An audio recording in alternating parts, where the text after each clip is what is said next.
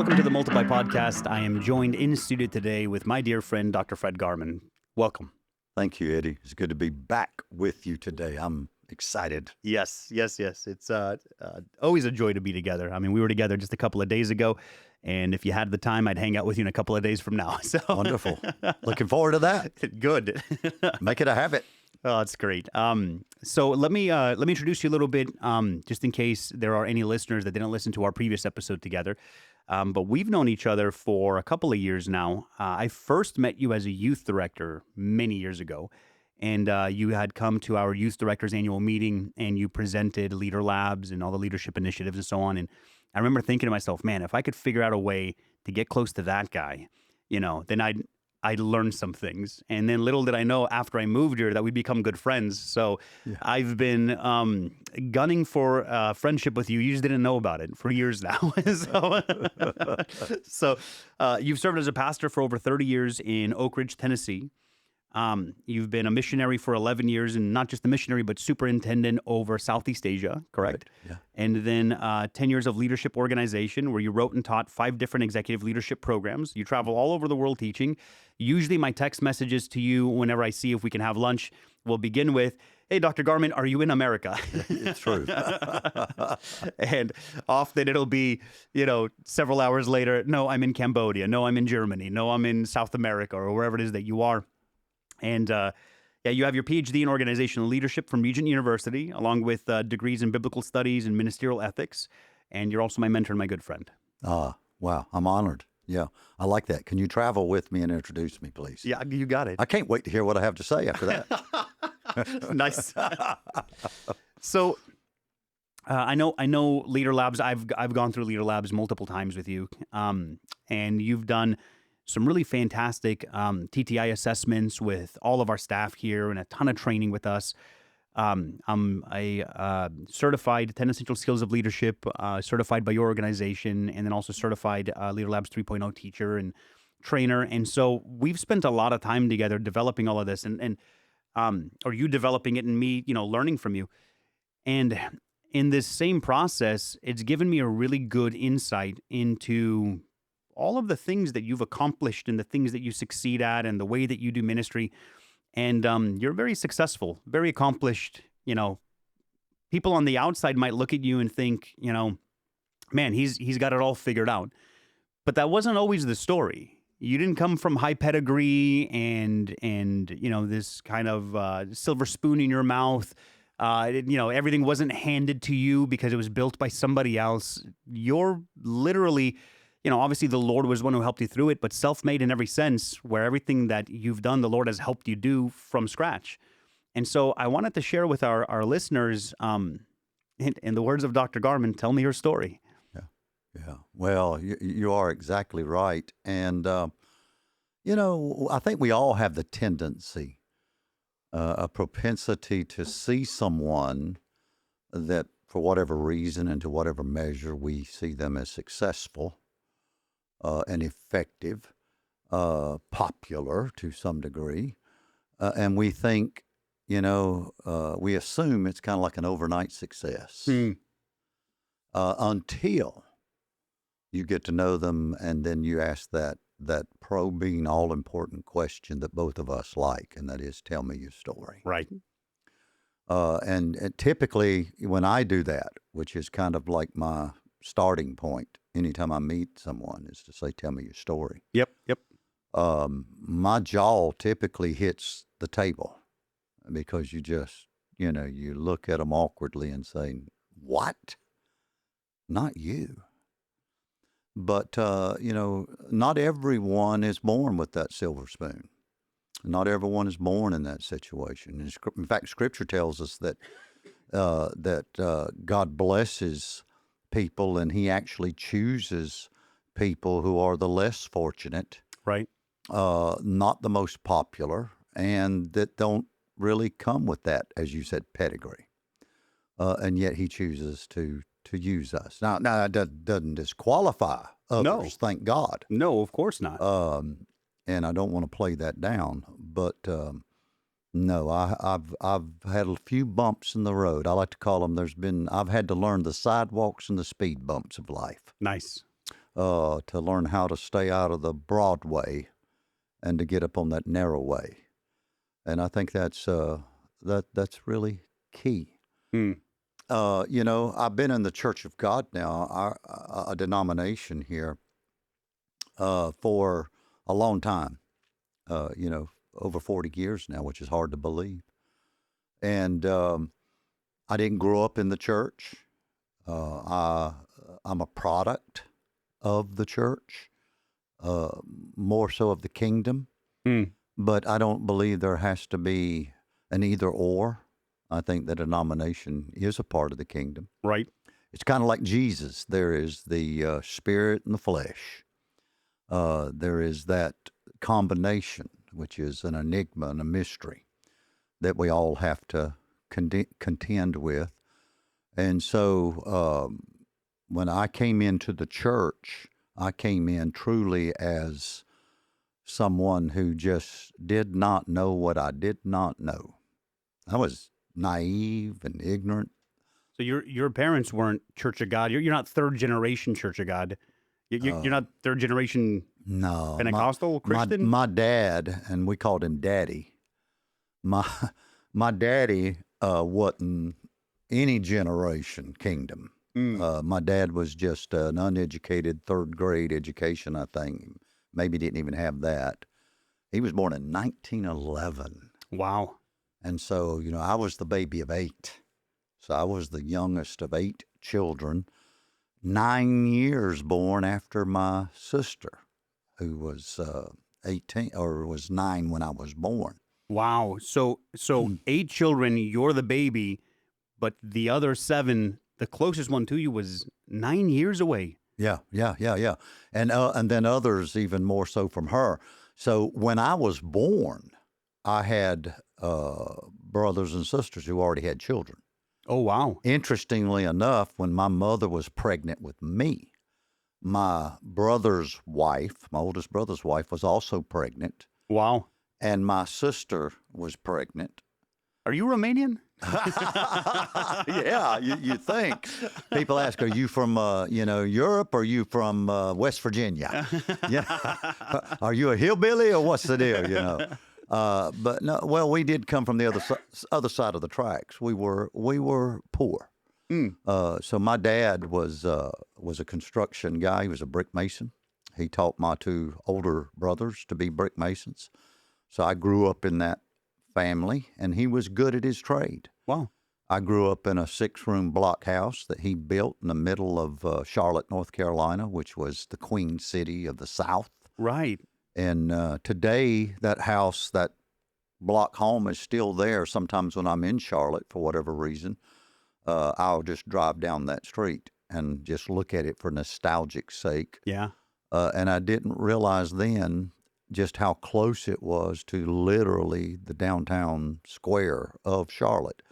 The big stadium there, football stadium, sports stadium, is only probably a mile and a half from my house, which, shows you where we grew up was in the midst of all of that. And all of those children were raised in that 6-room concrete block home. Wow. Him being a construction worker. Now, my mom had kind of a Baptist background. Her dad was a Baptist preacher. Oh, wow. And she grew up in that. But she got rejected when she married my dad because he was from the other side of the tracks. Rough cod, they say. And so her family literally turned away from her, and it took years before she was able to have a relationship with her dad and her stepmother and so on and so forth. Oh, wow. From that point on.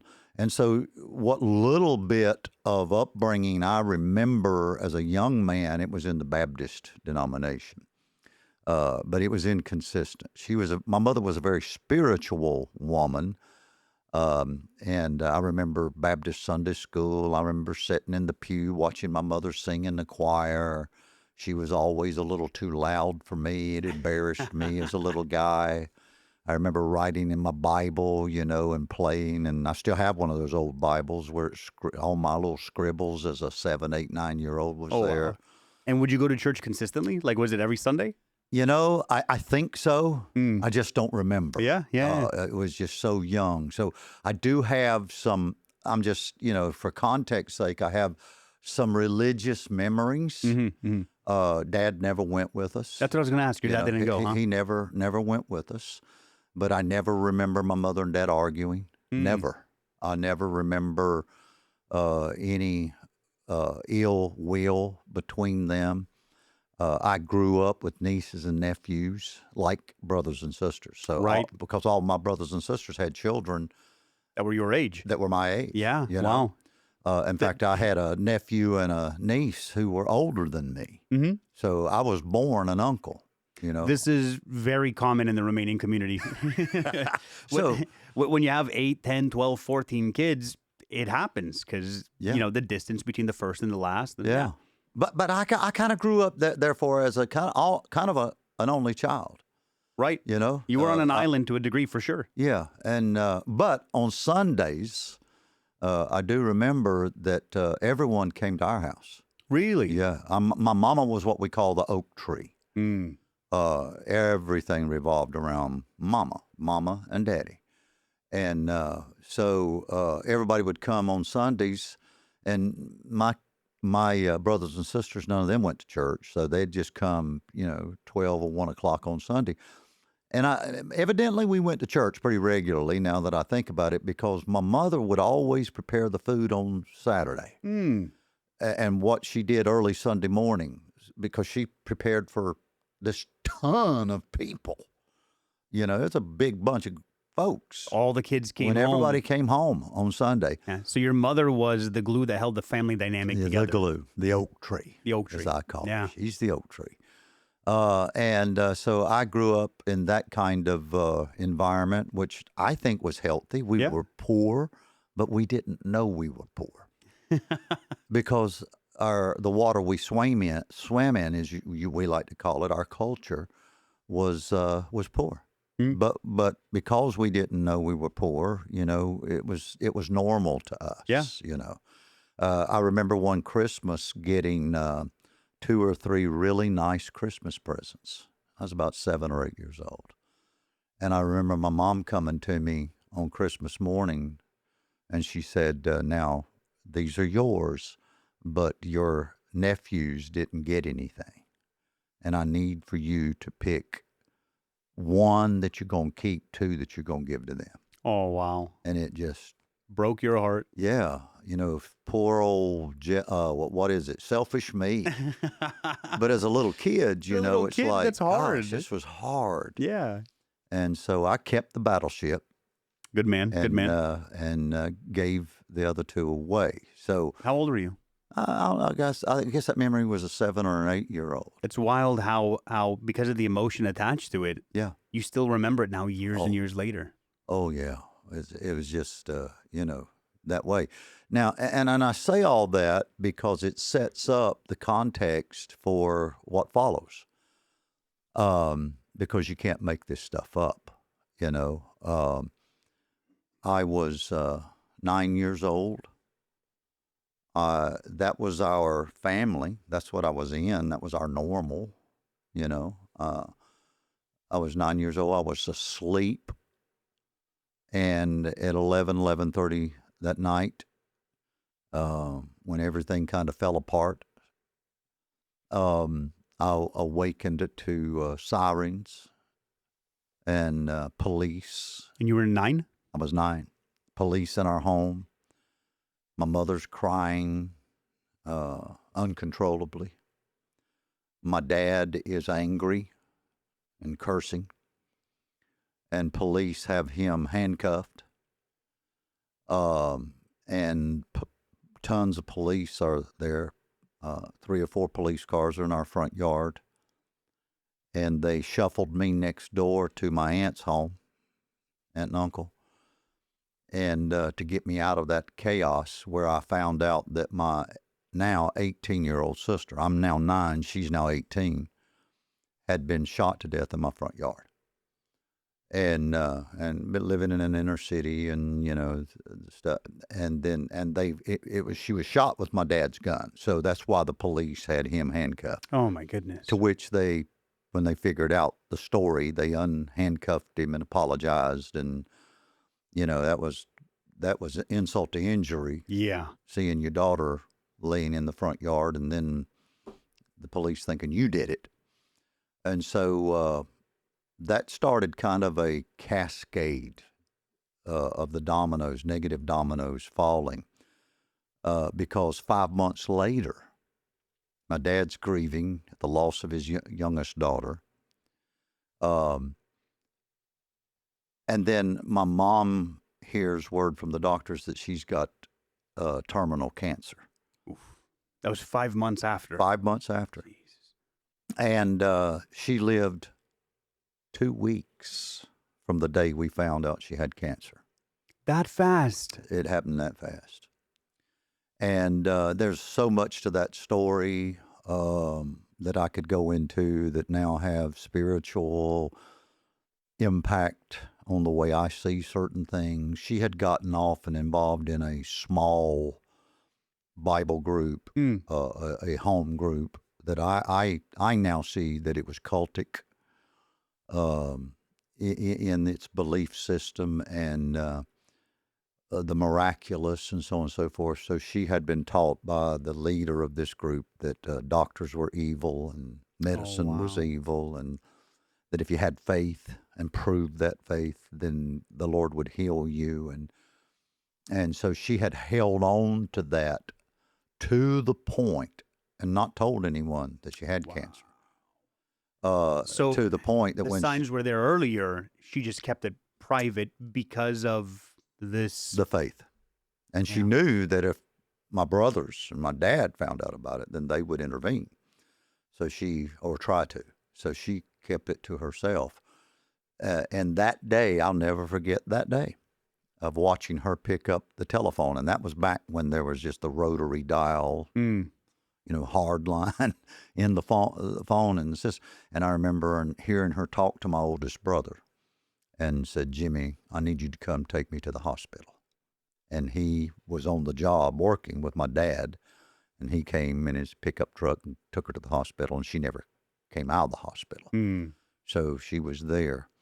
And the next thing I know is I'm being shuffled into the hospital by my oldest brother at the Mercy Hospital in Charlotte, North Carolina, to see my mother.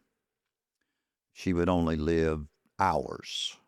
You were 9. Just a few hours after this. And it was interesting because during that day and time, actually, if you weren't 13 years old, you weren't allowed to go into the hospital. Really?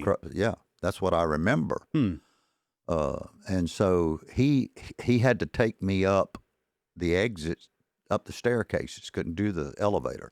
He snuck you in, essentially. He snuck me in to see my mother.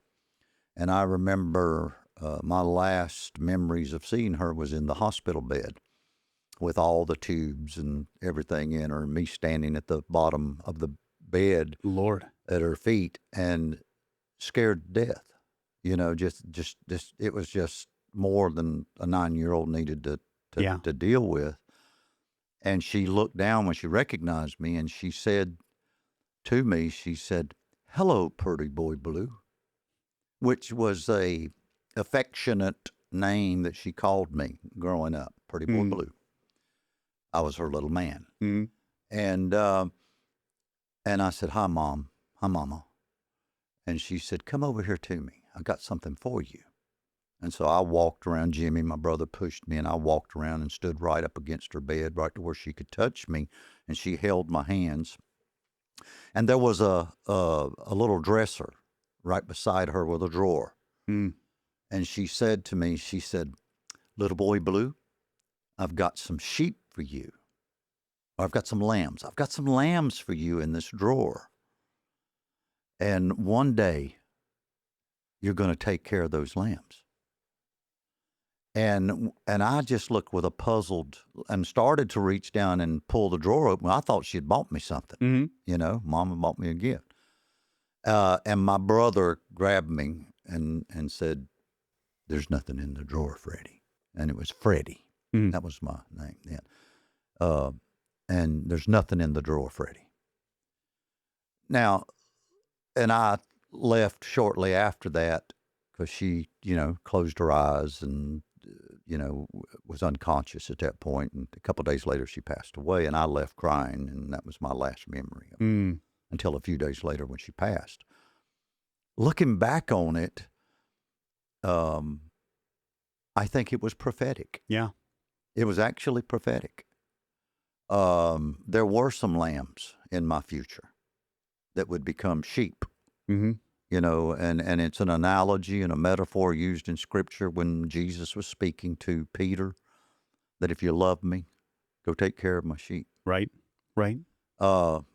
And I'm not the world's biggest on those kinds of things. I'm a little bit skeptical Mm-hmm. more than anything. I want to be very discerning when things like that happen. I'm more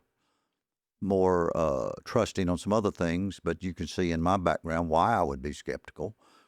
But now, it said life is lived forward, but it's understood backward. Yeah.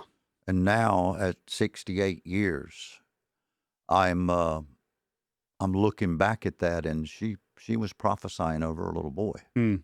of what my whole life was about to be. Yeah. I could see that. But I, didn't know that. And there were many times along the way of my life, and very few people know this. I'm really opening up here.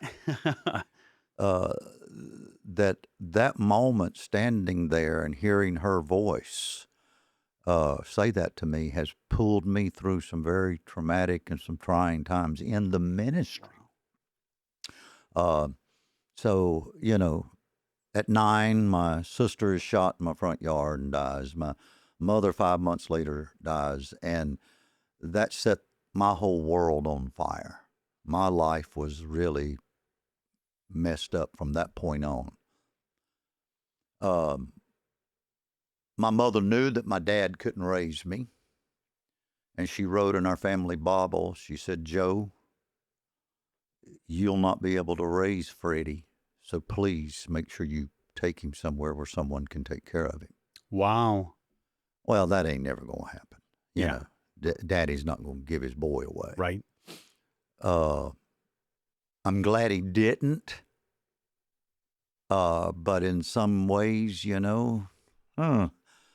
because he was grieving the loss of a daughter. Now he's grieving the loss of the love of his life. I can't imagine. And so he did the only thing he knew to do, and he turned to a bottle. Mm. And he was a drinker anyway. Mm. But it became an exponentially bad problem. Yeah. He was just in a drunken stupor for the next 4 or 5 years that I know of. And so all of a sudden, whatever the normal was that I had in that situation, that normal was destroyed. Yeah. And now I'm a 9-year-old because nobody else lived at home. They were gone. It's just you and Dad. It's just me and Daddy. And he's not a daddy because he's not present. He's present, but he's not present. And so winos moved into our home, and it was both male and female. I mean, it was just a real dysfunctional kind of a situation. If you don't mind me asking, what are winos? Good point. That's one of those colloquial terms. It's people who drink very cheap liquor or very cheap alcohol. They're so enmeshed in alcoholism and just dysfunction that they have to buy the cheapest stuff on the shelf. So your dad just had friends of his just moving and... Oh, yeah. Wow. And they were it would be like the homeless. Wow. We would call them the homeless today, the drunks. They there was probably, I don't know, 3, 4, 8, 10 at various times. That's wild. My home was just full of that. And a 9-year-old boy. 9-year-old boy. Which, over the next 2 years, this is my 4th and 5th grade. And I'm in a school where I walk to school. And so the 4th and 5th grade, and this is an interesting thing. It's interesting what the mind can do to a person who's going through trauma and so on and so forth. I do not remember 4th and 5th grades. Really? Those 2 years are a blank. Wow. In my mind. They're just gone. I know some things that happened. I know some things that that I did, because when I came to myself in the 6th grade, I was still doing certain habits, Right. ways of, I was just trying to survive. Coping. Yeah. I was coping. And my dad was too. Yeah. But there were times, and I look back on it, and it's just like, how am I even here? Mm. Because there were times that I didn't want to go home. I didn't want to be there. No one knew if I was going home or not. My brothers and sisters didn't know what was going on because they didn't want to come around. They really didn't want to take me in. They had their issues on their own. They didn't want to take you in. That was my first thought. Is you had all these brothers and sisters. They see the situation Now, that you're in. eventually, years later, they're going to come. They're going to come to themselves, and they're going to start intervening. But It takes a while. it takes years. So for years, and they didn't want to come back to the home place because Why is coming that? back to the home place is where their sister was killed in the front yard and where their mother. And interestingly enough, we did crazy things back then, or we did things differently Yeah. in our family's culture. We didn't use a funeral home. We used home. The caskets for my sister and my mother were in our living room. Really? We brought them home. Yeah, I've seen that in videos, like documentaries, and even like TV shows back on the East Coast, like Charlotte would be a perfect place. Yeah. Back in like the 70s and the 60s, that was not uncommon. No, and this was the 60s. This was in the mid 60s. And I can, still just cemented and burned into my memory. There's Betty Jean, my sister, laying there in the casket in our front room, living room, and there's Mom laying there in the casket in our front room. Man. And then they would take them out of there to a church to have the service, and then from there to the cemetery. Wow. And so all of that was there. And so looking back and later having conversations with brothers and sisters as I got older, they just couldn't deal with coming back around the home. And they were just hoping against hope that my dad was taking care of me and that the school was taking care of me. Right. And they didn't even know if I was getting to school every day, but they knew I could walk. Did they live in town? Yeah, they lived in town. Everybody lived right around there, Wow. So it was all just a nuclear situation. That's why it was so easy for everybody to come home on Sundays. Right. Because everybody was just right there, within driving distance. This is really this was way back when families literally lived close to each other. Right. You know, and you were a true community. And so I grew up in that poor, uneducated. No one had ever graduated from high school in my family. But that was the water we swam in. Yeah. That was our normal, and therefore it was invisible to us. And so I would try to stay away from that. So there were times when there were old abandoned apartments near our home. I would sleep in those at night. Wow. To stay away. I had no idea. Oh, yeah. Cold. I feel like I sometimes almost froze to death. How old were you? 9, 10, 11. Wow. Yeah, right after Mom died, those 2 years. Those are things, I say I don't remember anything. Those are the couple brief memories that I do have is that I stayed away from home. And then when I came to myself in the 6th grade, and there was a reason for that, I still knew those places where I could go hide.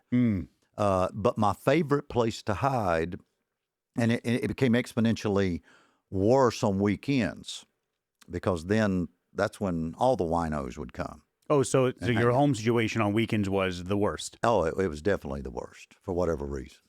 If anybody had jobs, they just came to our house and shacked up. And prostitutes. And I mean, it was just, but you say that, they weren't really, nobody was paying for it. It was just, they were all just shacking up together. It was just bad. Bad situation. And they were all just drunk and drunken stupors and. A lot of brokenness. Yeah, and I mean, it was not uncommon. I just wanted to paint the right picture. It wasn't uncommon for them to have diarrhea, several of them to have diarrhea, and not even change their clothes or throwing up in places, and they're not even cleaning it up. I mean, it was a mess. Therefore, as a 9, 10, 11-year-old, I was finding a place to go. So I did that. I remember one night sleeping in a ditch, literally. And I got down in the ditch because the wind would pass by, Hmm. and I only had a silk T-shirt on. And I think that night I literally almost froze to death. Literally. Did anybody find you there? No, I woke up the next morning, and that's when I went home. Just went about your business. Yeah, went about my business. But I just couldn't bring myself to go into the house. Now, no one ever abused me. No one ever hit me. No one ever treated me bad. None of that. Right. These people were actually pretty good to me, right? It's just that it was awful. Yeah. It was just awful. And I don't know how I survived. I know I got at least one good meal a day when school was in, evidently. Wow. So bologna and mustard and Merita bread was and a glass of milk was my staple food when I was there at the house. And the one thing that saved me on the weekends was the Belvedere Theater.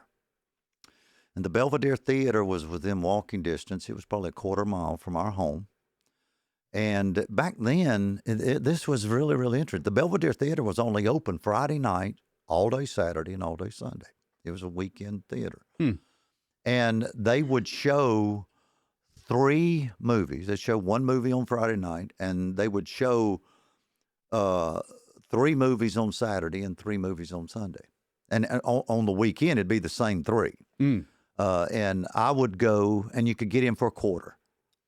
And so a dollar bill was a lot of money back then. And I would always ask Daddy if I could have $1. Just give me $1. And he knew what I was going to do with it.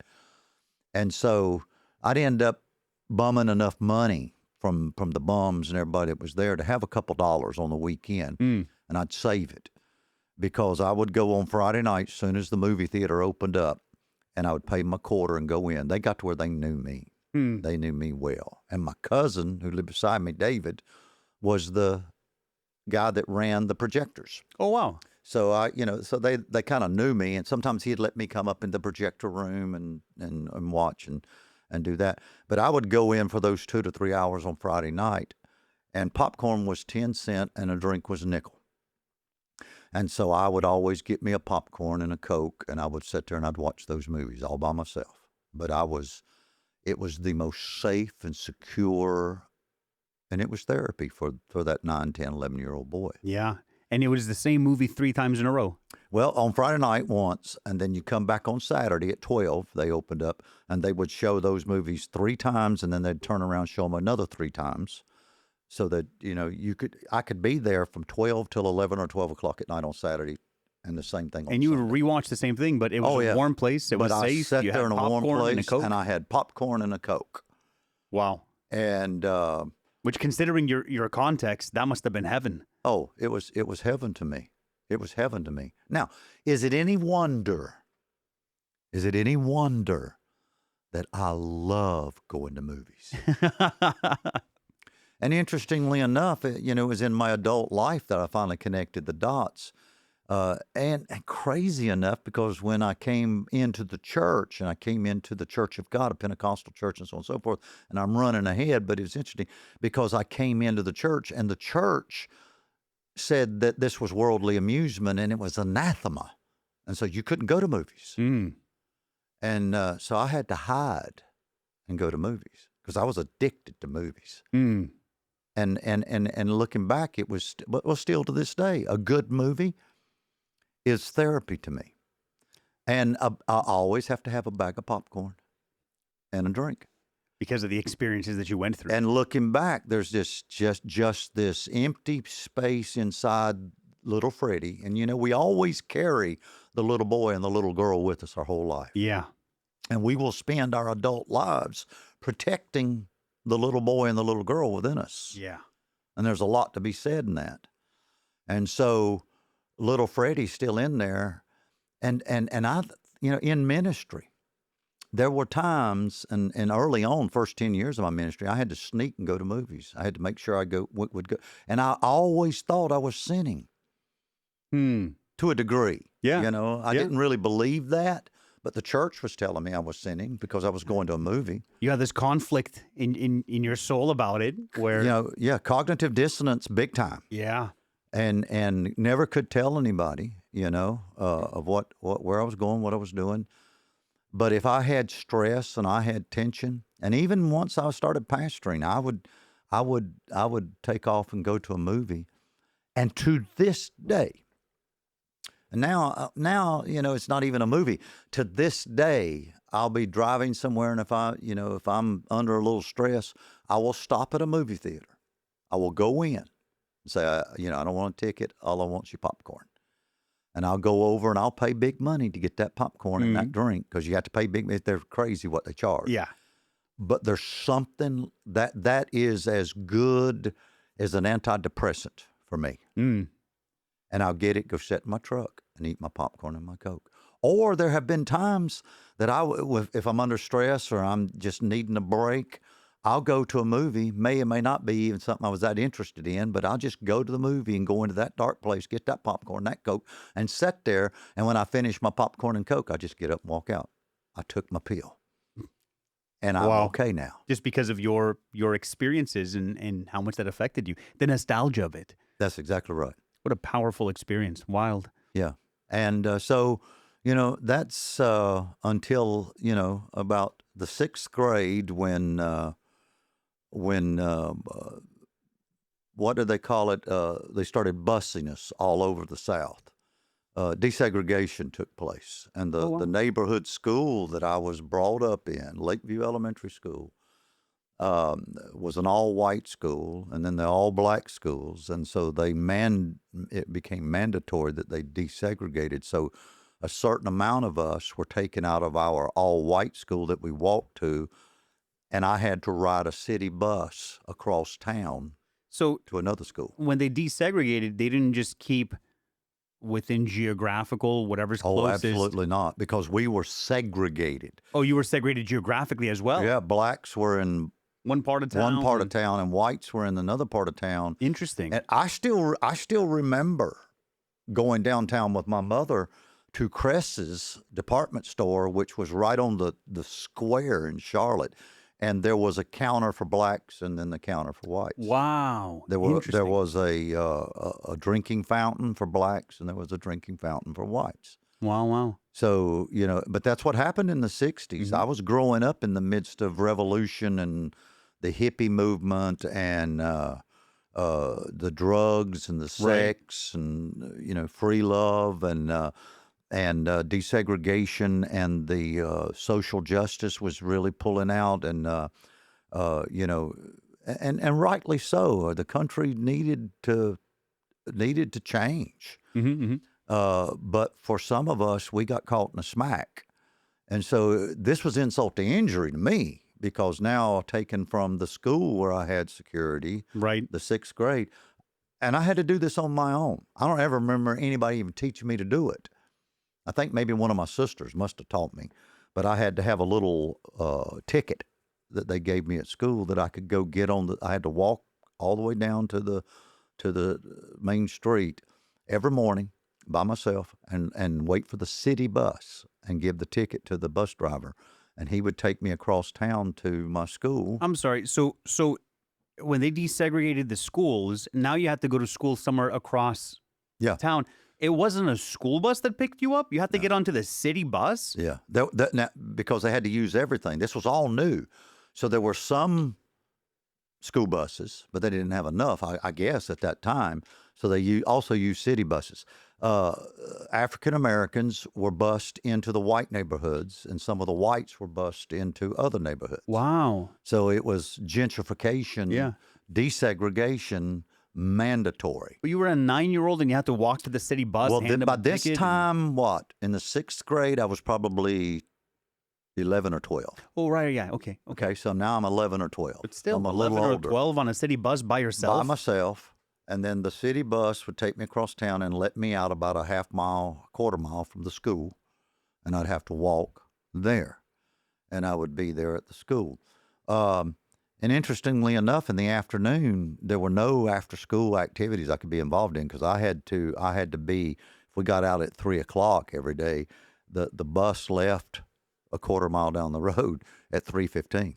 Oh, wow. So I had to get out and get down there. And if I missed the bus, which I did, I don't know, probably 15, 20 times that 6th grade year. It was a lot for whatever reason. What'd you have to do then as a I had to 12-year-old? walk home. The whole way? I had to walk home, which was maybe, I don't know, 3 or 4 miles, 5 miles. Which, as a 12-year-old by yourself, that's scary. Yeah. I have a 12-year-old. I can't imagine. Yeah, and I just knew a railroad track basically that kind of cut through everything, and I'd get down on that railroad track, and then I would walk through woods to get to the house. Which, thinking about my children, my grandchildren, and things like this, doing this, but this was my normal.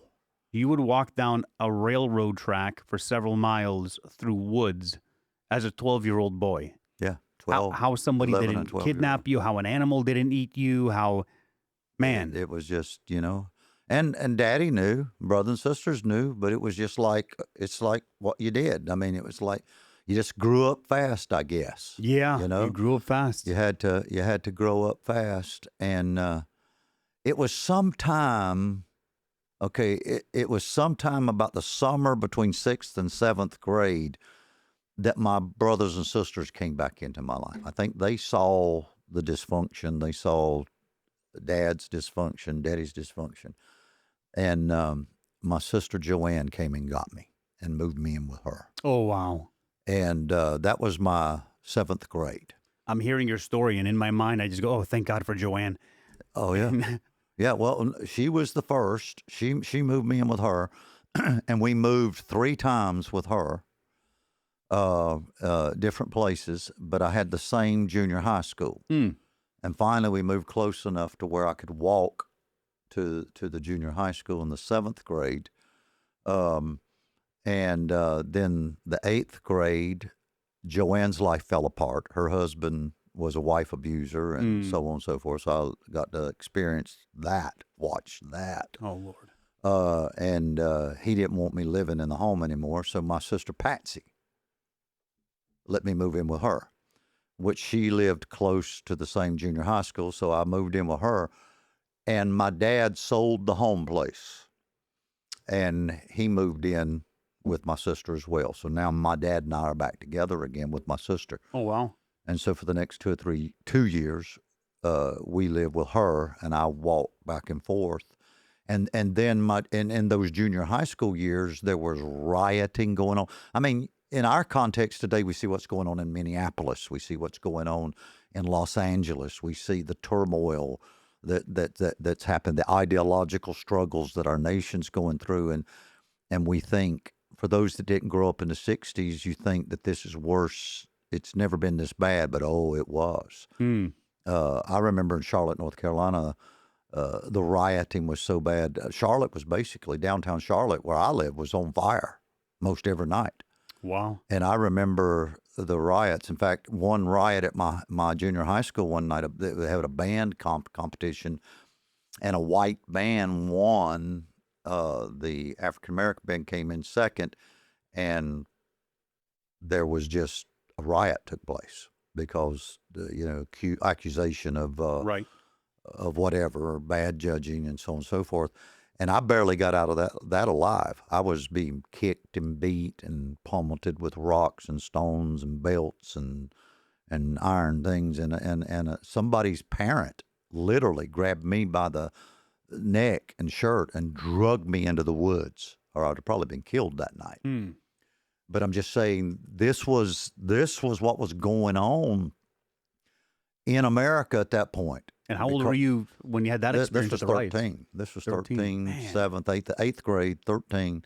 That's a year older than my oldest. 13. Yeah. Wow. And basically still, even though I was living with my sister now, I'm basically on my own. Yeah. And it's in the junior high school when I got my first connection to a street gang. And I became very involved. The street gang then became my family, literally. What was the name of the gang? I got to ask. The Little Angels. The Little Angels? Which was crazy. We had jean jackets with cut-off sleeves, just like the Hells Angels and just like the Outlaws, the motorcycle groups. Oh, so the idea was, because you guys were very young, We were teenagers. you were like the Little Angels, meaning like the Little Hells Angels. That's what it meant. The Little Angels. Wow. And we wore our jean jackets and our colors and so on and so forth. And there were other gangs in Charlotte at the time, and we had gang fights and just craziness. And this was during this time was when I got involved in. It's interesting because I started smoking in front of my whole family when I was 11, smoking Wow. cigarettes because of the people I hung around with. They Right. smoked, so I started smoking. And I remember my sister Joanne told me, she said, "If you're gonna smoke, smoke. I saw you smoking, smoke. You know, don't hide from it." And so everybody in my family, I mean, it just wasn't a big deal. Everybody smoked back then. So I started smoking, and that became smoking became the first gateway drug to, which wasn't a drug, even though it was, addictive.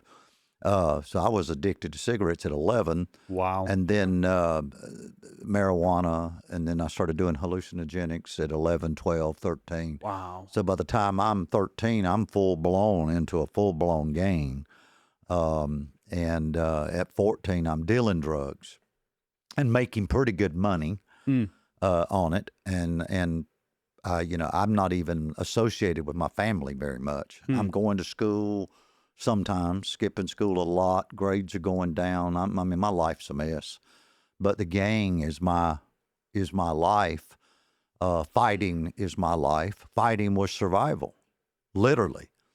And you just had to be tough. You just had to grow up and be tough.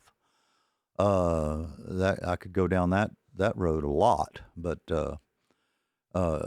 so it came to a point to where in my 9th grade year, which junior high school back then was 7, 8, 9, and then we decided to move 30 miles away to Kannapolis, North Carolina. Get away from all the Kannapolis riots and Concord. Well, my sister Joanne, I was living with Patsy, my sister, and Joanne finally got away from that abused man, and so now she's a single mom with a little girl, my little niece Tanya, and they find a piece of property way out in the country in Kannapolis, North Carolina, and it's cheap, on an old dirt road out in the country, rural as it can be, and we buy a single wide mobile home with 3 little bedrooms, and my daddy pitches in, Joanne pitches in, and I'm on Social Security because my dad is now disabled and my mother's dead, so I get a $109 a month check, which was a lot of money back then. And so my part was to let them use my check, my Social Security check that came on the 3rd of the month. I can still remember the 3rd of the month. Everybody's check came. I paid the utility bill, or they took part of my check, paid the utility bill. Dad paid the trailer mortgage out of his, and then Joanne paid for maintenance and all this other kind of stuff. So the 3 of us were able to buy this single wide mobile home on an old dirt road, and we moved up there. And so in the 9th grade, now I'm a freshman in high school, 9, 10, 11, 12. My hair is way down, about midway on my back. I have a gold earring in my left ear. The hole or the scar is still there. I have scars all over my body that I can show you where I put cigarettes out on my hands to show people how tough I was. Cigars, where I've been cut in fights and shot in the foot. And I mean, it's crazy, That's wild. You were shot in the foot? Well, in the ankle, it glazed my foot, but the scar's still there. But you were in gunfights. Well, I was around gunfights. Yeah. So in play, it was, 4 of my top best friends are dead. Really? Either stabbed to death, died in an automobile accident because they were drunk, going too fast, stabbed in a bar, shot in a bar, or 2 of them died choking to death because they were doing drugs and drinking and just choked on their own vomit.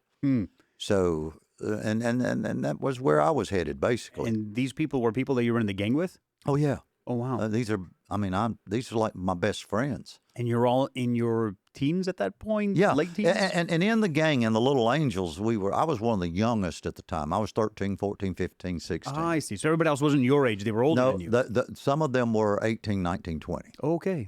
So we had this, the older guys were mentoring us, teaching us to fight, teaching us to sell drugs, teaching us to the ropes Yeah. of the streets. Wow. And that was my home, and that was my family. And so we moved there, and I found a great popularity among the hippie drug group in that country high school and that country area. And I was able to make much more money because I had contacts out of the big city, 20, 30 miles away, where I could get drugs cheap, and I could sell them cheaper than what they could get up there. And so I became one of the number one dealers in my high school and in Wow. the high school area up there at 14, 15 years old, 16. And so I was doing this big time.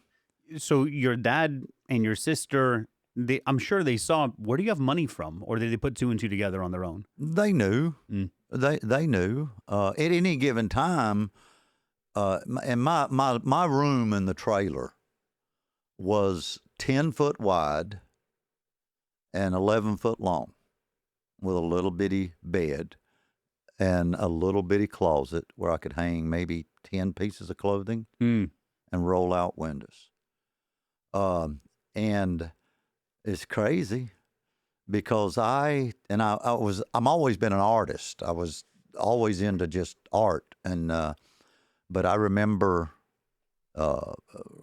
going in one night, stoned out of my mind, doing some hallucinogenic, and I took a bunch of paints that I brought home from art class out of high school, and I stood on my bed and I drew a whole mural on my ceiling Oh, wow. so I could look up at it from my bed and look at it. And it was a guy, it was a city like Charlotte, the cityscape. And then this guy was a big guy coming out of the city, almost like King Kong, a giant coming out of the city, and he was sitting on top of one of the tall buildings downtown, and he was holding a marijuana joint, smoking it, and the marijuana joint was like red, white, and blue, and had stars on it like the American flag. Hmm. And it had a caption that said, "I am the person your parents warned you about." Oh, was that supposed to be you? Is the idea? I guess it was. Wow. But that evidently that resonated with me. Hmm. And that was what was on my ceiling for 3 or 4 years, even after I moved away, and my family kind of kept it there, because it was reminiscent of that. But, my dad would come in those early mornings and try to get me out of bed. And sometimes I'd go, sometimes I wouldn't. How was your dad doing at this point in his life? He had quit drinking. Oh, really? Yeah. He had, when we moved into the country, he quit drinking. He had emphysema from smoking all of his life, so he was not doing well, but he was surviving. He didn't go anywhere. He stayed basically in that trailer most of the time until the 3rd of the month, and then he'd get his check in the mail, and he would go to the bank, Wachovia Bank, and he would deposit his check, pay a few bills, and that's the only thing he could write was his name. Hmm. Couldn't write, couldn't read. Wow. And he'd sign a few checks, and I would go with him because I'd love to go with him because we would go to a cafeteria near the Wachovia Bank in Charlotte. We'd drive to Charlotte and get it. And I could drive at this point. I was turning 16, and so I could drive. I'd drive him, and we would go to a cafeteria. And that was the first restaurant I ever remember going to. We never went to restaurants, just couldn't afford it. And so we'd go to that cafeteria and take our little tray and get some food, and I thought that was just awesome, one day a month and all that. So, but at any given time, I would have a lid of marijuana. I don't know if people listening to me understand what a lid was a weighed ounce of marijuana, of weed. And we kept it in plastic baggies, and we would weigh it out to have a lid way back then. It was a lot of marijuana, but it was an ounce, and it was $20. I would sell it for $20. or I would sell a dime of weed, and it was just a smaller baggie with Right. half that amount. Right. And then we would sell a nickel bag, which was $5, and it was even smaller. And I would have just a whole row of this stuff in my closet at any given time. Hmm. And then I would have little medicine bottles of LSD, purple haze, mescaline. So you used to keep all of this, just you would buy it in the city and then sell it out there to these other kids. And then this is while you were in high school? Yeah. Interesting. I was ninth grade, Hmm. ninth and 10th grade. And it was in the 10th grade, the end of my ninth grade, going into the 10th grade, and I hadn't been going to school real regular at all. And I had been selling at school more than I should have been. It was really stupid of me, but I just, I was Young just and young yeah. and stupid. And a couple of the kids got caught with it by their parents, and they told on me. And I was in art class one day, and 4 or 5 police officers came into art class and arrested me in front of all my peers and friends. Oh, wow. Put you in handcuffs? Put me in handcuffs and carried me out with everybody coming to the doors and the hallways and administrators and teachers watching, and put me in a police car and took me downtown. My dad, my sister Joanne had to come get me in downtown Concord, and brought me home. And long story short, they kicked me out of high school. Hmm. And they sent me to Fort Leonard Wood, Missouri for a year. Kicked me out of the state, said I wasn't allowed to come back into the state of North Carolina. What? Yeah. I'm sorry. I'm having a hard time. So you were 16 and they just took you from home and sent you to Yeah. Well, whole and different it was interesting what they were doing because, and looking back on it, it just had to be the hand of God. I don't have any explanation for what they did. They could have literally put me away for a long time, right? But these police officers had mercy. They saw something in me. They saw that I was different, that they thought I could be rehabilitated. And I don't know who they talked to. Evidently, they talked to my dad, my sister, and they were having somebody had to sign off on it because you're a minor. they were having these conversations, and they asked him and said, does he have anywhere he can go that will get him out of this environment? And they said, well, my sister Patsy, was living in Fort Leonard Wood, Missouri, because her husband was in the military. He was a drill sergeant, had a career in the military. So he sent you to live with a drill sergeant. They sent me to live. Well, Patsy had to sign off on it, and Leroy, her husband, had to sign off on it. And my niece and my nephew were there, and my niece Sharon was 6 months younger than me. Oh, wow. That was the sister, that was pregnant when my mother was pregnant with me. Right. So Sharon was like a sister. So Patsy said, yeah, he needs to get out of that environment. Send him out here, and we'll let him live with us. So I got on an airplane for the first time in my life and flew to Fort Leonard Wood, Missouri. I landed in St. Louis and then had to navigate and get on a bus and travel several hours to Fort Leonard Wood. So I lived on an Army base for a year and went to Waynesville High School. So you couldn't buy or sell or do drugs on an Army base. Not true.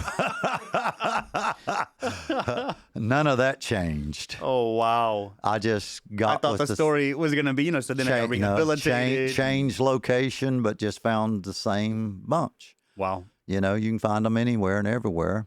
That is true. So I found friends, and we would walk down to the bottom of the hill, and we'd all get on the bus, and it was in the Ozark Mountains, and we would go on those old crazy mountain roads and go to Waynesville High School, and that's where I spent that year. It's interesting because, and I see the hand of God in it as well to a degree, because they had kicked me out of high school. That was the end of the ninth grade. My ninth grade report card had 7 zeros on it. Zeros.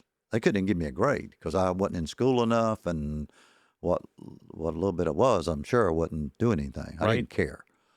And so they sent me out there, and I was going into the 10th grade, but I had failed the ninth, so I had to go back into it. And my sister took me into the junior high school, and the principal that was there, I'll never forget it. I remember this vividly. I'm sitting there, my sister's sitting there. We're trying to enroll me in the junior high school, and he says to her, he says, he's too big to be in junior high school. And my sister told him a little bit about what time. He said, let's just put him back into 10th grade. And I mean, Yeah. he just, I guess, really looking back on it, he probably didn't want me in his school. So he just kicked the can down the road, probably. I don't know. Why don't we let you be somebody else's problem? Yeah. Or he had mercy on me. Maybe a little bit of both. Maybe a little bit of both. So she took me he made a few phone calls. They took me down to Waynesville High School, and I was promoted to the 10th grade when I should not have been. So here I found myself in the 10th grade. And I'm in an art class there, and I'll just never forget that's when I really discovered the fact that I had a real gift for art. And they took me to a contest in St. Louis, and I won second place. Wow. In the state of Missouri in still life and pen and ink. So I remember, just at that point, I really connected to something that later in my life, to this day, I've come back around to that, which is going to be a deal. But so did that for that year, and then when the year was over, to fast forward, I was able to move back to Concord, to move back with Joanne and Daddy and go back to the high school against their wishes. But I had kind of served my time, but I didn't look different. In fact, my hair was longer, earring was still there, and drugs were still in my life. I was just a little smarter now. So I'm back, and I'm kind of doing all with the same group. The gang's still in Charlotte, so I'm not with the gang anymore. Right. But I'm with another group that might as well be a gang. They're no good. Well, they're all good. It's just the water we swam in. It's just who we were. Right. These were all good people. I love them to this day. So you came back and you just picked up where you left off. Just picked up where I left off, with one exception. I saw a girl. Oh. And so I'm now in the 11th grade, and I see a girl that I like, and just had a crush on her. And she was a basketball player. And so I would go watch her play basketball. And I wanted to go out with her, and I would hang around after the basketball game, and I'd say, Carol, can we, go to McDonald's sometime? Or, that was the best thing I thought of going on a date. Back then, McDonald's wasn't what it is today. And I didn't have money to do anything else, so, and she would tell me, no, I'm not going out with you. I can't go out with you. She was kind, but I'm not going to go out with you. Her basketball coach, because she was like this all-conference basketball player. She played all 4 years of her high school. She would later go to college and play basketball. So, this girl was really, really good, very talented. And she was a Christian, very devout Christian. So she didn't want anything to do with you. She didn't want anything to do with me. And her high school coach was kind of like a dad to her as well. And he would say, absolutely not. You stay away from him, because she'd see me he'd see me hanging around, and she was coached to not, and her dad didn't want me around her, of course. No offense, but good coach. This is not going to be good for you. So, but I stayed. I was persistent, and I stayed on it for the whole year. The whole year, going every basketball game, I showed up. And I just, it's a lot of commitment. I just wouldn't give up. I had a pretty good crush, and I was wanting something to do, Right. So it was, again, almost like a theater situation for me. It was kind of safe. Finally, one day she said, I'm going to go out with you. Never forget, it was right before the December break. And she said, I'll go out with you. She said, but you got to go where I want to go. And I said, deal. And so we got through the December break. We came back to school, and it was the third Sunday in January 1974. I got my 66 Plymouth, and I picked her up that Sunday morning, and I went to church with her. She said, you got to go to church. So I picked her up at her house against her dad's wishes, but said, okay. Took her to church, and I walked into the old Elm Street Church of God, Pastor Don Anderson, and they had 400 or 500 people there. Pentecostal, Church of God, Cleveland, Tennessee. I'd never seen anything like this in my life. I remember those little memories from the Baptist church, but religion was I just didn't know a lot about it. And I was different. Here it is mid-January. It's pure winter. It's cold. Mm-hmm. And I've got a silk T-shirt on, blue jeans, and Converse tennis shoes, low-cut Converse tennis shoes. And everybody else has got coats on and ties. And, this is the 70s. And Suits and yeah, and I dresses. see all these nice cars out in the parking lot and all this. And I'm just like, wow, this is, I'm a fish out of water for sure. Hmm. And I go in and I sit down up against the wall, stained glass window over there, and 8 or 9 people to my right, and Carol's standing there. And I remember, this is unbelievable, this church service. And I'm thinking, gosh, what am I feeling? Because choir singing and people are extravagantly, enthusiastically worshiping this 80, 90-year-old lady Yeah. on the front row is demonstrative, and I'm just blown away by her worship. Hmm. She's just letting the Lord have his way, and hands raised. And I mean, it's by no means, craziness, but they were Pentecostal. They were Right. worshiping in a Pentecostal manner. That was your experience. Yeah. And it was just what little memory I had in the Baptist church. It wasn't like that. Right. This ain't your father's Oldsmobile. This is different. But I liked it. This is something was going on, and the preacher preached, and he gave an altar call. And I'll never forget, during the altar call, there wasn't even really a decision in my heart. I didn't know what was going on. I didn't know what I was doing, but I was moved. And the invitation came to come to the altar. And I reached over and put my right hand on the small of Carol's back, said, "Excuse me." And I remember taking that first step with my right foot. Hmm. And my eyes, the tear ducts in my eyes just exploded. I just started crying. By the time I got to the edge of the aisle to get out, I'm just convulsing, almost crying. And I don't have a clue what's happening to me. Wow. Because I was taught you don't cry. Right. You got to be tough. You just hit me, you better hurt me. I mean, it was just. So I walked to the aisle and I kneeled down and I'm praying, and I'm not saying anything because I don't know what to say. I'm just crying. And whatever it was he invited me to, I wanted it. Yeah.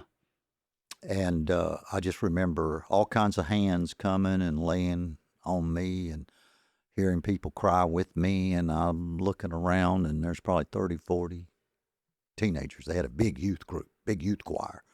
And so they're all down there crying. Of course, Carol's on the other side of me looking at me. She's crying. She's praying. And I hear something in the midst of all this, and it sounds like a man's voice that I knew. And it scared me. Because it sounded like a policeman's voice that I had heard many times before. And I looked up, and it was him. It was a state patrolman. And he was big tears coming out of his eyes. Wow. And he looked at me and he said, "Freddie, what we tried to do for years, the Lord has just done in a moment's time." Never forget his word. What an experience. And I hugged him and we cried. And a few minutes later, it was probably 12:30, 1 o'clock, because the whole church went up in smoke. Yeah. In a good way. You talk about revival, breakout. Because the young drug addict has been terrorizing our kids. Right. Has just got saved. And so around 1 o'clock, everybody had left, and I was the last person to leave. And Don Anderson was standing there talking to me, my pastor, who would become a surrogate father to me. He took me in. He looked at me. He said, "Young man," he said, "we have church tonight at 6 o'clock. And so I walked out and got in my car and went home. Carol had evidently went home with her dad or mom or whatever. I went home. And I walked into that trailer that day. Dad was sitting there in his chair, and I said, "Daddy, I want to go get my hair cut." And this is the truth. I never saw my dad move that fast in his life. He got up, man, and we went to my sister-in-law's, my sister-in-law. She was a beautician, and she had a place at her house, their trailer, and went in there, and I said, I want it all cut off. And so, I mean, I got it skinned on the sides and the back, and I mean, it was just the floor was full of hair. I mean, I had thick hair, man. You know, I mean, it was just, I looked like an Egyptian. I had such thick hair. Oftentimes, I would hide weed joints, marijuana joints in my hair. Oh, wow. It was so thick. I could hide 4 or 5 of them in there. Hmm. And so I did that. I took the earring out, put it in my pocket, never wore it again the rest of my life. No one told me this. That's what I was going to ask. What? Why? I don't know. I had changed. Yeah. When the Holy Spirit changes you on the inside, it is evidenced in the rest of your life. I just changed. Yeah. I wanted to be different, and it was just flowing out of me. And so I went back to church that night. Got there a little late, about 6:15, 6:20, and must have been a little later than that because he was just getting up to preach. And I walked in and I sat in the back. There must have been 300 people there. Yeah. You know, this is a larger church in that time. And I sat kind of in the back, and he was preaching, and he stopped preaching. He said, awkward pause. And he said, is that the young man that got saved this morning? Because he didn't know me, you know, other than just meeting me. And I said, yes, sir. Raised my hand. I've never spoken in front of a group in my life. And I said, yes, sir, it's me. And because I looked so different. Yeah. Carol didn't even recognize me. The youth group didn't recognize me. They were blown away. He said, testify. Wow. Well, it's interesting because we all think when unchurched people come into the church that they understand our language. Right. That's what I was going to ask. I had no clue what that word meant, nor what that was. But I guess I put 2 and 2 together, and it meant say something, you know, tell us about your experience. And so I got up, and then in that culture in that time, it meant just, you know, they'd just stand up and say a short testimony. Well, I got up and walked to the front of the church and stood behind the pulpit with him, and he moved over, and I ended up talking for about 10, 15 minutes.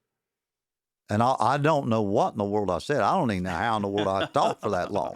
But evidently I was talking about what had happened to me that morning and what I was experiencing. Yeah.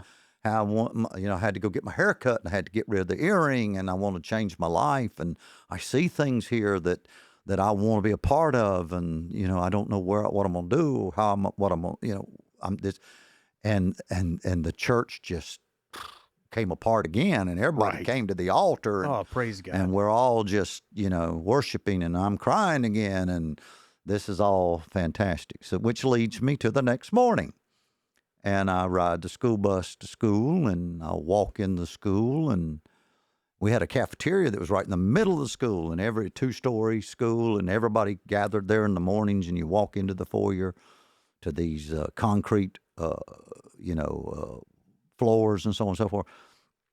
And when I walked in and people started recognizing that it was me, it was a holy hush. It was just like you could have heard a pin drop on the carpet. Principal came out, administrators came out in the hallway, teachers were coming out in the hallway. Really? Kids were coming up to me, my friends were coming up to me, and they couldn't believe it was me. Freddie, what happened to you? And I would say, I got saved yesterday. Because that's what Don Anderson told me that. Yeah. He said, you got saved, Freddie. That's what's happened to you. You got saved. I didn't even know what that meant. Right. You were born again this morning. You're a new person. Now go What did live the a new life. administrators and the teachers say when you told them? Well, they were all stunned, you know. It was a miracle. It was a miracle. And everybody was like, oh, wow. And every time, and I met Jesus, every time I'd mention the name of Jesus, big tears would just roll uncontrollably out of my eyes. Just I couldn't talk about Jesus without sharing. So I was sharing this all over the school that day, and I started inviting everybody to come to church with me that night. And this is Monday night. Yeah. I said, just meet me. You want to know more? Meet me tonight, 7 o'clock. Well, around 1 o'clock, right after lunch or whatever, Carol found me during one of our breaks. We had like 3 or 4 minutes to get from one class to the other. You know, bell would ring and you go to class. And she grabbed me and she said, "Freddie, I got to talk to you." I said, "What's going on?" She said, "You're inviting everybody to come. I just heard you're inviting everybody to come to church." She said, "We don't have church on Monday nights." Oh, And I said, "I think we might now. We do now because a lot of people's coming." uh-huh. And she said, "Okay, but you need to chill, you know." And so I met her. She met me there, and Don Anderson opened the door. And there were about, I don't remember, it's in my book, there were 70 or 80 teenagers that showed up that night. And we had revival, we had youth revival for the next 8, 10, 12 weeks on Monday nights. Wow. Pastor gladly opened those doors on Right. Monday nights to these kids. And me and Carol preached. I was preaching. I didn't have a clue what I was doing, but now looking back on it, I was preaching. I preached the very first Sunday night I got saved. I didn't know that's what it was. Right. Uh, You just testified I of was what the just Lord did in your life, testifying. which is the best sermon any one of us can preach, is to bear witness. Here's what God did what to happened me. in my life. That's it. Yeah. And it was touching so many people. Well, long story short was to change my life, I had to, it was really unraveling a lot of stuff, and it's definitely not an easy journey. It's in my book, Lucky Number 8, Yeah. that I tell about being the baby of 8, and was it luck or was it something else? And you have to read the story to get it. But I got involved in sports, started running track, and then I played all 3 sports, football, basketball, ran track again that second year, my high school year. I became Mr. Personality in my class, 12th grade class. Got involved in Thespian Society. My whole life just radically changed, and I became the first in my family to graduate from high school. I went to Central Piedmont Community College to be an architect and a designer. I said, I don't want to lay brick the rest of my life, so I'll do the drawing. You wanted to be an architect. I want to be an architect. No idea. And so I went to school that first semester, and I was sitting in a library in Charlotte, North Carolina, looking out at the cityscape when I felt the Lord. I guess it was the Lord, but the thought came, a deep, very powerful impression said, "Go to Lee University." Sometimes I describe that experience, that deep, powerful impression, is I have a thought that enters my mind that has no earthly business being there. Yeah. You just recognize this is foreign. This is not from me. And that's a beautiful description of it. It was so impressionable, but it was like impossible. Lee University was in Cleveland, Tennessee. I hadn't been far at all. Traveled. That's like going to the other side of the world, as far as I was concerned. And it's expensive. I don't have any money, and I definitely don't have an educational background. How am I going to go to college? But it ended up that next January, instead of going in the fall, I ended up going in January, and I went to Lee University and got it there on probation, academic probation. And 4.5 years later, I ended up graduating from Lee University debt-free, worked my way through, preaching every weekend that I could, washing dishes every day in the cafeteria, did odd jobs of cleaning offices and homes and yards and painting and whatever I could do, and putting all that on my college bill.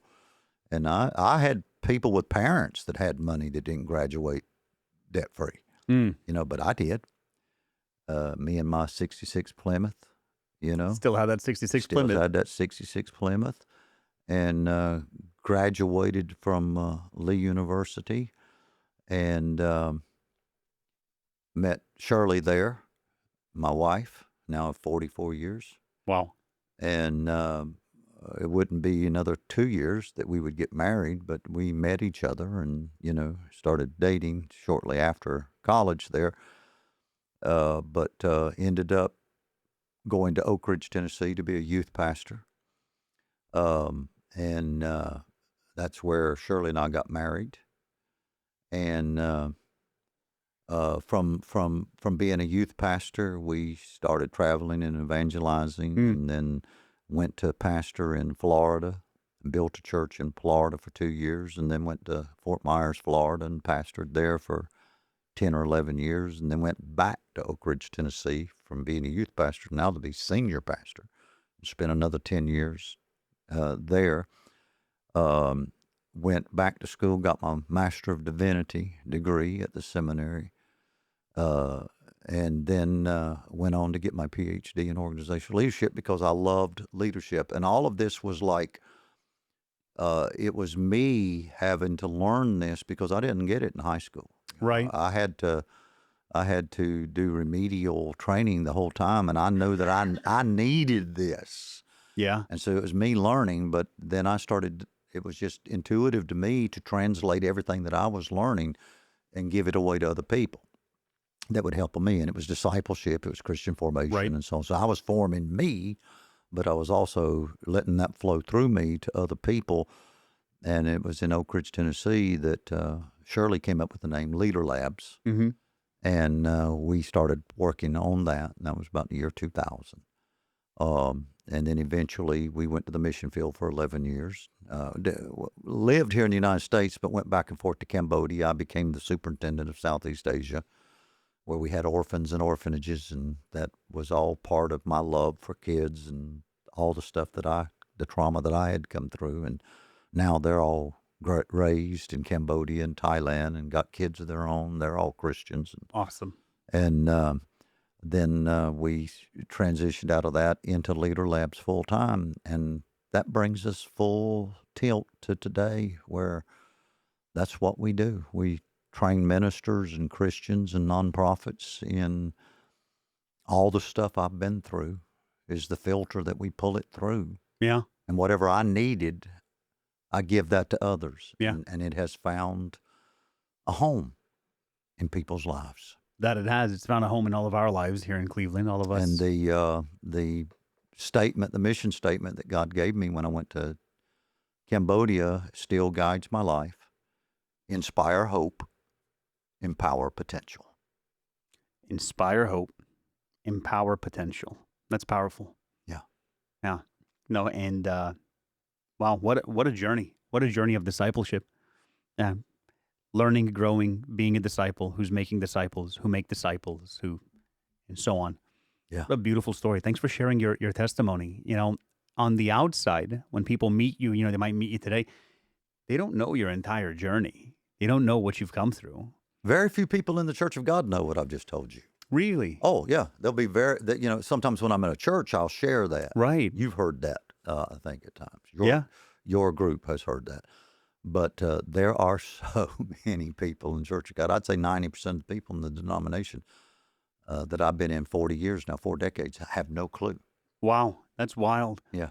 But people meet you today and see LeaderLabs and see how much you're. If anybody goes on your Facebook and sees how often you're in a different country teaching a different group of, and it often you're teaching pastors, but a lot of times you're teaching executive directors and directors of states and directors of regions and pastors that pastor pastors who pastor pastors who pastor churches. I mean, just really, really high end as far as organizational structures go. You're training trainers who train other and people. interestingly enough, we've done it all with no position, no title, no appointment. Yeah, no consistent budget. No, you're just kind of hanging out there in faith, But what's funny is everyone who sees where you are today is jealous of where you are, but no one's jealous of how you got there. Absolutely not. And it's like it's the biggest shock to people when they hear it. And the way I tell my testimony in a church service, is sabotage to fail, but grace enough to succeed. Yeah. And I will say I've seen leaders all over the world. And let me tell you the story of one. And I tell the story in a succinct fashion from what I just told you. And then at the end I say, and that young man is now speaking to you today. And there'll just be literally every time I do it, there's again a holy hush, and then one person will stand and start clapping and another person will stand. And then all of a sudden the church erupts, and I see it all the time. Well, it's a wild story. Yeah. Yeah. But from because there's a lot of, even younger people that listen to this story and they're earlier in their journeys, obviously. And so they might look at your journey and go, well, I want, Dr. Garmon's results. Yeah. And it's like you don't get to those results because, like I said earlier, people are jealous of your results, but they're not jealous of the price that you paid for those results, That's right. right? But the reality is, right, is you can't have great character and an easy life. That's right.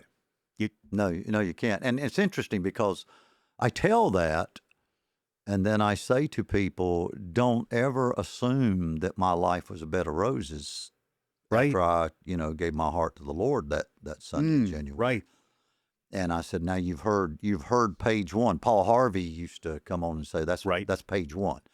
Now come back from the break and I'll tell you, page number two. And many times a pastor or a church will have me back a second time to preach or to talk about page two. And my first story is lucky number 8. Well, the second story is the 8 things I learned after I got saved. Mm. And then I tell them the journey.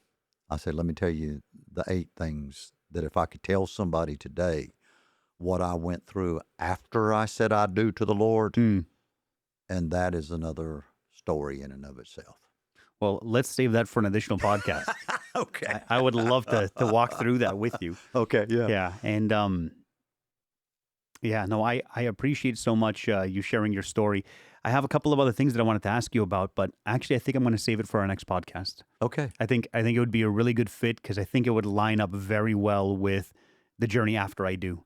Yeah. And I think that as people listen to your story, I've met so many people in their 20s, 30s, 40s. My brother Franco and I have this conversation often. Where, for example, he'll tell me about he's like, Ben, I was talking with a guy in his 40s. And he was telling me, well, I have this lot in life and everything's difficult, because in my teens, here's what happened to me, and Franco says to me, he goes, man, I was looking at the guy and I was thinking to myself, I get that terrible thing happened to you in your teens and those experiences, but how much longer are you gonna, not take ownership of your own life? You're in your 40s now. Like when are you going to take ownership and make some choices for yourself and stop coasting off of this kind of victim mentality? And so, everybody has different experiences. Everybody has bad experiences and good, right? But the question is, and this is what I'd like to get into in the next episode, which is, when you look at all those different, you've come to this experience with God where you've said, I do, and it's taken you on a journey of having to make decisions about those previous experiences and how to overcome those things and how to succeed and how to not, be a victim, how to not live in comfort, how all the transformation that comes through it. And so I want to leave these questions for then because I think that would be better tied in. That's right. Yeah, no, I would love to come back, Eddie, always. Yeah, Yes, sir. it's always such a privilege to sit together and to have great conversation. And I appreciate you discipling me and I appreciate you investing in me. And there is so much that I get to learn and glean and bounce off of you all the time. And so I can't tell you how much I appreciate it. It's tremendous for me. Well, it's such a blessing to me. I am the most shocked person of anybody that anyone wants to hear my story or that anyone wants to be mentored by me or, and I hear just like you, it sounds, but it's authentic and it's real. And I'm very transparent when I say it. When you introduce me the way you did today, it's like I'm sitting here and I'm thinking, I should pinch myself. And then I'm about to relive this as I tell it. Right. Right? Right. And it's like, how did this happen? It's just the favor of God. And Shirley, my wife, tells me, she said, he lives under the happy cloud. And I do. And really, the happy cloud is the favor of God. Yeah. I just, the Lord has been so good. And yet, as we'll get to in this next podcast, probably, let's remember that dynamic tension and that juxtaposition of being so unbelievably blessed and happy and thankful. And I guess one of the things that drives the agency and the work of the Holy Spirit in my life is the fact that I don't want to go back to that. Mm. And I grieve when I see my own family members and my friends, and I meet people who they still live in that. It's their normal. Wow. And it takes me there. But at the same time, no one knows the pain Yeah. of those years afterward. Because, and I'll just, give you a Cliff Notes version, and that is all 7 of my brothers and sisters are gone. I did their funerals. All of their spouses are gone, dead. I did their funerals. Wow. My mom and dad, of course, were gone. My dad died while I was in college. So I've been really alone since then, until coming into Shirley's family, and then they became my family. Her family became my family. What a blessing. Right. And so many of my friends, I have buried them. And I've known death probably longer and more than most people, including my friends that died during Right. those early experiences. So grief and heartache and pain and loss is like a normal to me. Yeah. And yet at the same time, if I were to die today, I would say I'm an overachiever. Big time. Yeah. I'd say Big so. time. I'm a turtle on a post. If you ever see a turtle on a post, you don't have to wonder how he got there. He didn't get there by himself. Hmm. Somebody put him there. I see. That's me. If it's not for the hand of God, I'm not me. Hmm. Well, it's a testament to God's faithfulness and to his favor and to your obedience. Yeah. I have so much I want to say, but we'll leave it for the next episode. Dr. Garmon, thank you so much for being with me today. I look forward to grabbing lunch, hanging out, having some good fellowship, and then recording it together again in the future. Always, my brother. I love you guys. Thanks. Love you too. Thank you guys for joining us for today's episode, and looking forward to the next time where we get to record again. So thanks, guys, and God bless.